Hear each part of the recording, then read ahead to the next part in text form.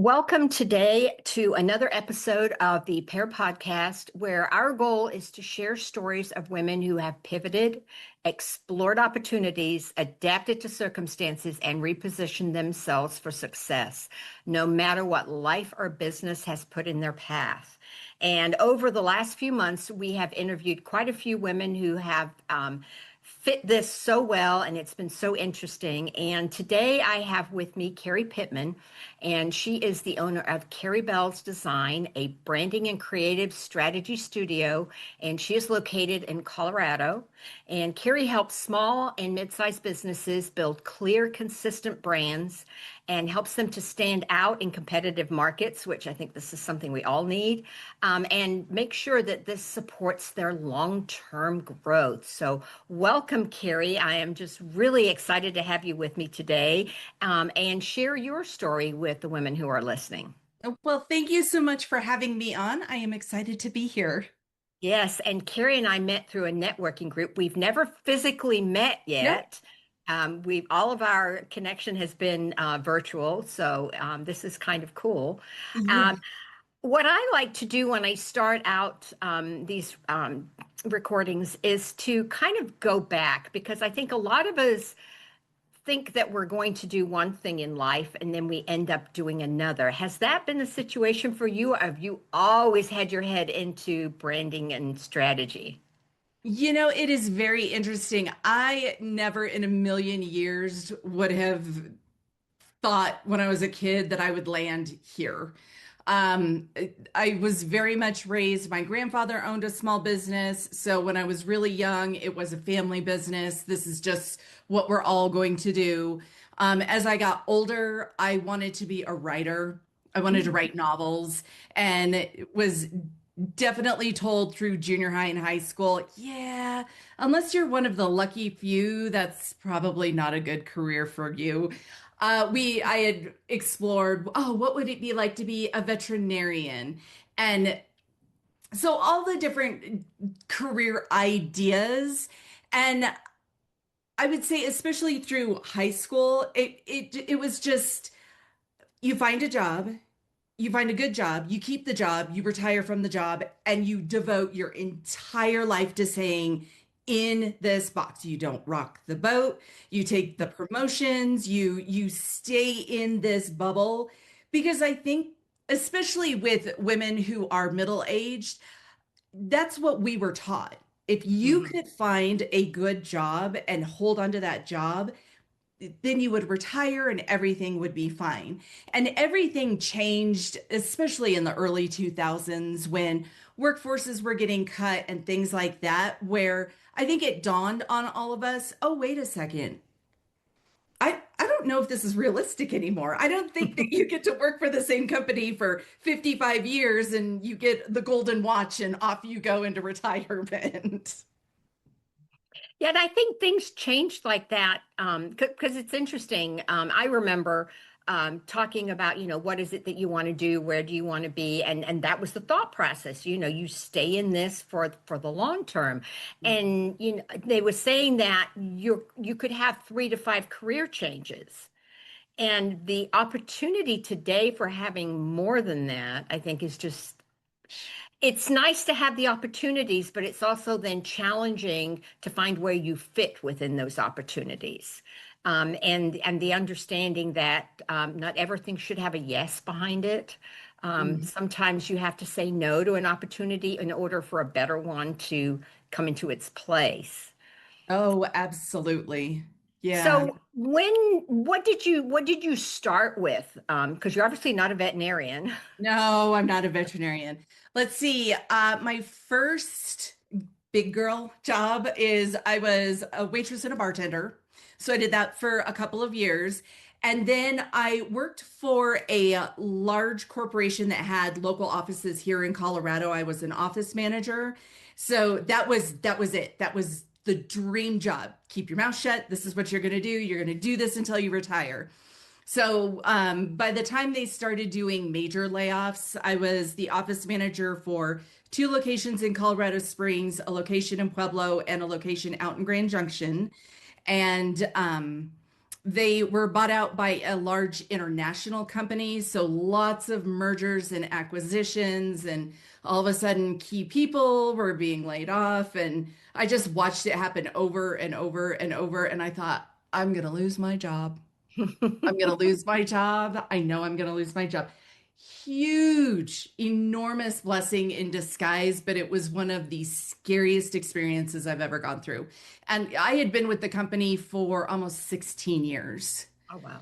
Yeah. So I had hung in there. I'd done what I was supposed to do, what I was taught to do, and it was absolutely terrifying. Oh, I bet. Yeah. And I think that sometimes you see the writing on the wall of what's to come, but it's very scary to take that step outside of your W-2 and into ownership of a business. So, how did you make that transition from working for a company to now being your own business owner?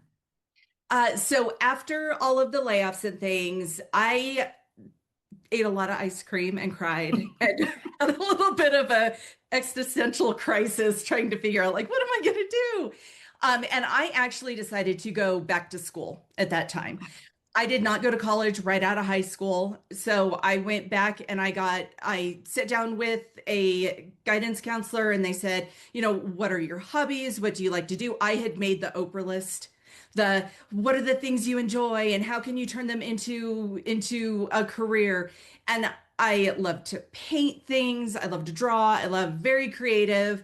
And I thought, well, I wonder if I could figure out how to do like crafts and sell those for my house. So I thought, well, let's use this time. I'm going to go back to school and I'm going to at least get a degree. And that way I've got something to fall back on. And then I'll use what I learned in the program, in the college program, to maybe start this as a side business and I can build it up. So my first degree I got, it was in graphic design. And they had asked a lot of those same questions of what do you like to do? What do you know about graphic design? And this was before Canva existed. This is before any of the online platforms existed. So being a quote unquote graphic designer was still a very necessary field. And then I got my bachelor's degree. So I had the 16 years of experience in communications from the office manager position. So I didn't want to also pigeonhole myself by only stepping into this design program. So when I got my bachelor's degree, I got it in communications. And then when I was going through the program to get my bachelor's degree, I kind of took a step back and I looked, okay, my grandfather owned a business. I was around a small business owner the whole time I was growing up, and there were a lot of problems that he faced. But then I've also gotten to see the other side of the coin by being in this corporate environment for so long. I wonder if there is a way to take all of that information and turn that into a career to help small to mid-sized business owners understand what it is that the big guys are doing to get big and how to distill that down and help them walk through it kind of step by step by step. The branding portion of it all, that feeds my creative side 100%.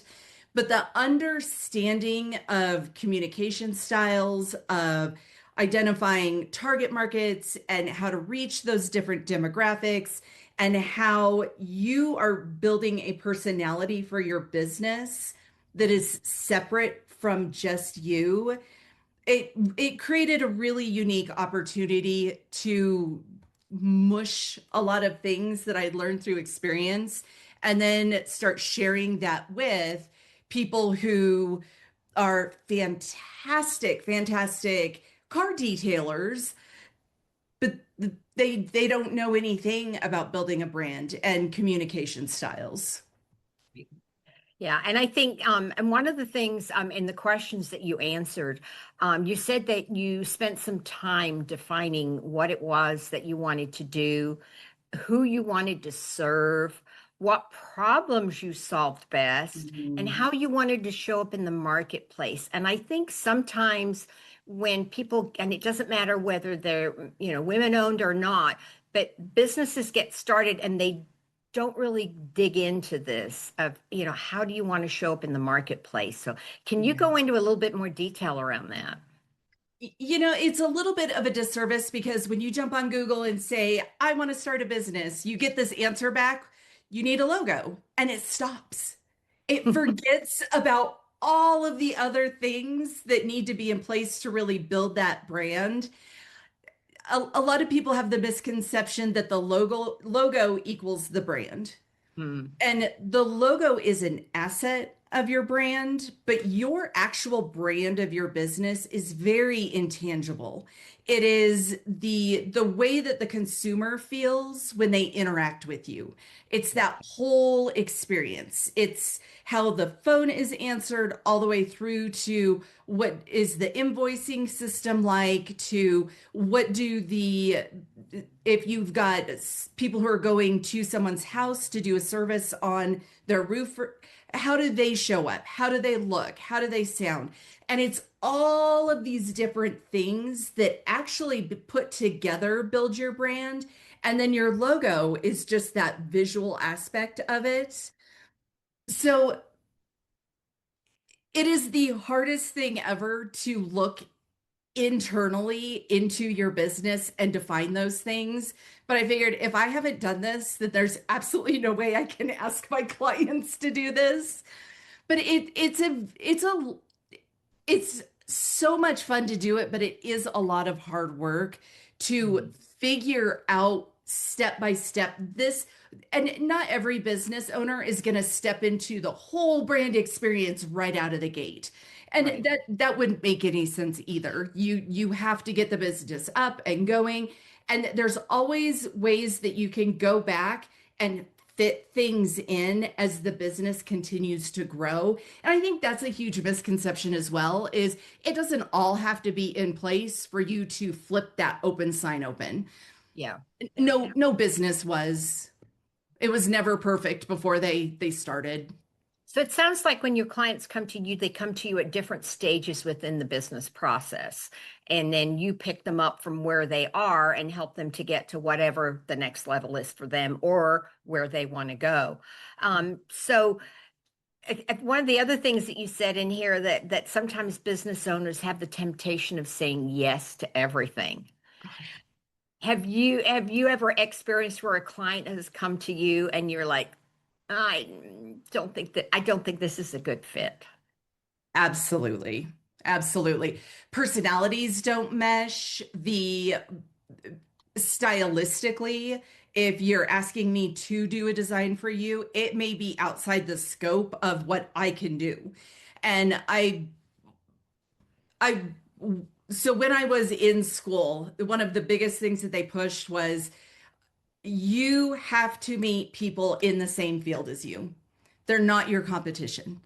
Mm, They have a skill set that you don't have. You have a skill set that they don't have. So it was very important to create really strong relationships with people that do the same thing that I do to an extent, so that if somebody comes to me and it's not a good fit, I can say, I can see where you want to go, and I'm not the right person for you, but let me give you the name and number of somebody I think is going to be perfect for you. And there are times on the flip side that you just simply have to fire a client, and it's hmm awful, and it's one of the most nerve-wracking things that you do. But I also think that, especially as women business owners, we have a tendency to say yes, say yes, say yes, say yes, say yes. And we end up getting spread so very thin that we start losing ourselves in that process. And that was a big one for me, especially at the beginning, was to set up boundaries. I don't work on the weekends. There's whatever happened on Saturday morning will wait until Monday morning. Yeah. If it's not a good fit, it as tough as that conversation is, you just have to pull the band-aid off and say, I respect where it is that you want to go. I am not the person. I'm not the right person to help you. And I think too, you talk about creating the best results for your clients, and I think that's part of that is knowing that, you're going to work well together. Because if your values don't line and, you can see kind of, you can see the minefield before you even get to it. And it's like, this is not going to work. But being able to then, make sure that they're in alignment with where they want to go, as well Yeah. as you being in alignment with your clients. Absolutely. Absolutely. My Now, favorite what kind? one was a topless coffee kiosk Oh, that wanted to hire me. And that one was an immediate, I don't think I'm the right person for you. I'm sorry. Let me get you some names and numbers. well, and I think too, I do think there's a lot of, especially new businesses that are started or still very young businesses that do just try to be everything to everybody. And like you said, when you take that time to understand what is my niche? Where do I belong? Mhm. What is the best that I can give to my clients? So can you share with us a little bit about your process? So say I'm a new client coming in, how do I get started with you? So what we would do is I do have a intake form that I would have you fill out, and that helps me get very clear on where in the process you are. Because Mhm. where you think you are may not quite be where you are. You may be 4 steps ahead of where you think you are. And it's Hmm. all just up in your head. And some of you know exactly who your demographics are. And it's just never been put down on paper. So, based on those answers, if you were just getting started, you just filed your LLC, you know that you need to build a brand, whatever that may look like. We are going to start with some of the brand development, and we are going to look at those target audiences, and we're going to talk about shapes and colors and fonts and what is going to be attractive to your demographic, but not alienate the people who are going to come across you on online and things like that. So typically we start with the logo and the branding, and we look at, this is how you use your logo, this is your communication style, this is how your business looks and sounds, and it's how they interact with clients. And then Yeah. we from there we start moving into, where's the best place for you to start pushing this brand out? Is it online? Is it in print? Where are you getting found? How are people finding you? And then how can we start implementing, whether it's your Google My Business profile, whether it's your website, whether it's you want to do direct mailers, how do we start getting these things in place so they stay very consistent with your brand, but that you know it's happening and it's professional and it's all working for your business without you having to be doing all of the heavy lifting. And I think too, not every avenue belongs to every business, and so that's why they have to go through the process to identify, what the end game is and what's the best way to do that. Because I think there's a lot of people that believe, oh, we should just do everything online and avoid print media. And I think it gets to the point sometimes where people are just inundated by everything being pushed at them, that sometimes the print media has a little bit more of an impact because now it's becoming a unique avenue rather than everybody's doing it. Absolutely. Absolutely. Yeah. So, one of the things that you said in here is that you have learned that growth often requires letting go of something. What have you had to let go of in order to grow? I think that is it was a very interesting question. From a business standpoint, when I first started, the only thing that I did was design work. And as things have evolved online, as we've gotten online platforms, even in the last 12 months, as AI has gotten better and better and better, the traditional designer role it is slowly being phased out. You do have online platforms that are able to create print material. You've got online platforms that can do, the graphics that you need for your social media. So that was a big one because that's kind of where I had hung my hat initially was I'm going to be a designer. Yeah. And what I had realized is by trying to hang on to that, I was making myself obsolete. Mhm. And it doesn't make any sense to try and hang on to something that is going away slowly, slowly, slowly. So it was early on that I figured that if I want to stay relevant, if I want to continue to be a resource for small businesses, you have got to be able to pivot. You've got to let go of the idea that you are a designer and pivot into the leaning heavily into the brand strategy role, into communication role, and then even as far as in the last probably 8 to 9 months, stepping a lot more into the digital role as it hurts. It's not fun and it's scary. It's as scary as that day that you get the, yeah, we're going to have to let you go notice. It is as scary as that. But if you can see past how terrifying it is, it gets really exciting because what else do you get to learn how to do in order to help people? So do you think that what you've just shared with us is a is it a mindset shift, or is it just adapting to new tools and you're keeping your same design strategy that you learned way back when and just now using new tools to create things with? I think it is for sure a mindset shift because there could be clients that I work with and I don't do any design work with them. I'm not doing anything as far as designing, but I'm utilizing some of those additional tools in order to continue to bring value to them. And I think it's so easy to get stuck in that fear mode. I think Mm. trying to push yourself out of that fear mode, it the only way to do that is internally, um especially when your business is kind of depending on it, is you've got to be able to say, okay, this is super scary, but I've got to try it. Well, I know that you said, that it was important to you that you found to work with people who do the same work that you do. Mhm. And so how do you connect in with your people? Do you do conferences? Do you do trade magazines? How do you connect with people who do what you do? It has been through a lot of in person, originally, in person, going to different networking groups.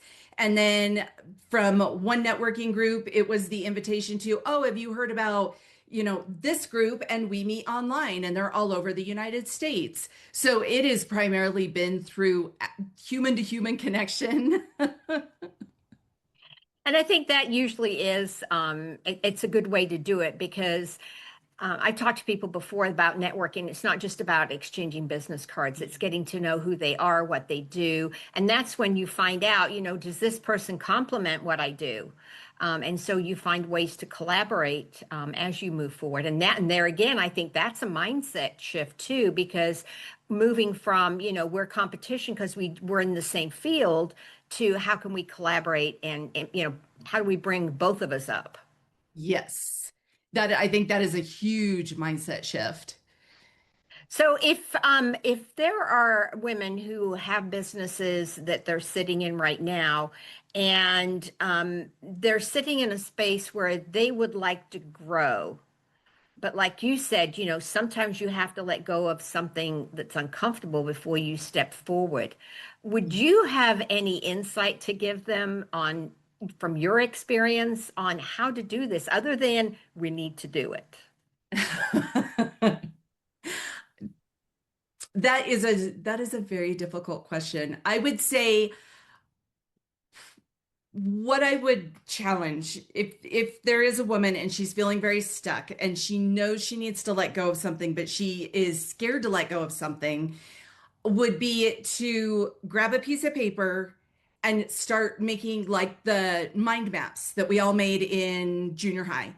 Start with a mind map and start identifying one or two places that you can hand the task off to someone else. You don't have to do it all at once, but start with a step, see how it goes.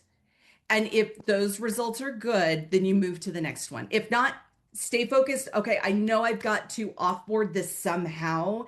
Maybe this wasn't the right solution for that. I'm going to try this.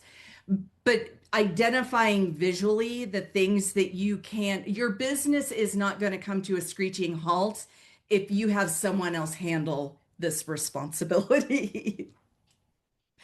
And I think that that's an important piece too, because as we do things, we either, and it used to be called failure. You either, win or you lose.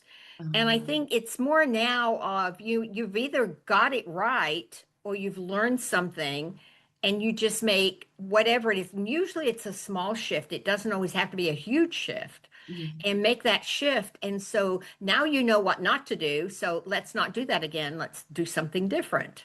And so I Hmm. think when what you're saying is don't turn everything over, maybe turn something over that's not crucial to your business. Yeah. I think it's interesting. There was this saying, like, it's either black or white. And very few things in this world are black and white. We live in so many different shades of gray. So if you try to hand off social media to one of the people that are in your business and it doesn't work, then you know it wasn't a super great fit. So take that back, but find something that would fit that person better. And it's all a big giant puzzle. And you just move the pieces around and still till they start clicking into place. And then it takes all of that off of your shoulders and it creates a space so that you then can be far more productive doing the things that you excel at than trying to do all of the things that just weigh on you and weigh on you. And I think too, it boils down to what you had said a while ago is communication, because Mm. the only way that you can find out if this is a good fit for somebody is to get to know them. And how do you do that? How do you find out what they're doing? So, what is next for you? Do you see any pivots or explorations in your future? So I I will continue to be leaning into a lot of the off-page SEO, Google My Business type aspects from a business standpoint. I've that is a pivot that I made about 8 months ago, is stepping into that space. It's a very predatory space, I have found out. There's a lot of businesses that get taken advantage of. Mm. So if I can be a lighthouse in that space, I would love to be able to do that and be like, you don't have to do all of these things. As far as any major pivots in the next 12 months, it will be interesting currently as far as AI goes, and AI is rocking the boat in my industry, just absolutely rocking the boat. Between all of the things that you can do online, creating a logo and developing your brand are still something that AI cannot do. Now, I do not know if that is going to be accurate in 8 months. Right. We will see. So I think there will always be pivots to adapt for this flood of new tools that are coming in. But for now, it's really just leaning into the backside of branding. So we've covered a lot of things here. Is there anything that we haven't covered that you would like to finish this up with? I would say the biggest through everything in my journey, the biggest lessons that I have learned is always ask more questions. Good point. So when you're super inundated and you don't know where to turn, find those resources that are around you that you can just ask questions to so that you can get a little bit of that clarity and it frees up the space to be able to start moving those puzzle pieces around. But lean into the communities that are around you that you've built. guaranteed that if you put a room of 25 women business owners, somebody's faced the exact same challenge. And if they're on the other side of it, I don't know very many people that are going to be like, no, I'm not going to help you. I'm not going to tell you how I got through to the other side. I think the more these communities come together, the more we want to help each other succeed. Absolutely. Yeah, I think that's great. And I do think what you mentioned earlier about the fear factor is sometimes we get to that spot and we just freeze Yeah. because we're afraid of failure. We're afraid that, we can't do this. And like you said, if you can find somebody who's been there, done that, lean into that and find a community that you can connect with. So, Yeah. well, this has been a fun time. I appreciate you being here, Karrie. And if anybody would like to know more about the work that Karrie does or get in touch with her, all of her contact information will be in the show notes. And I encourage you to look her up at least on LinkedIn and find out more about Karrie and the work that she does. So thank you very much. Thank you. This has been fantastic. All right. Goodbye.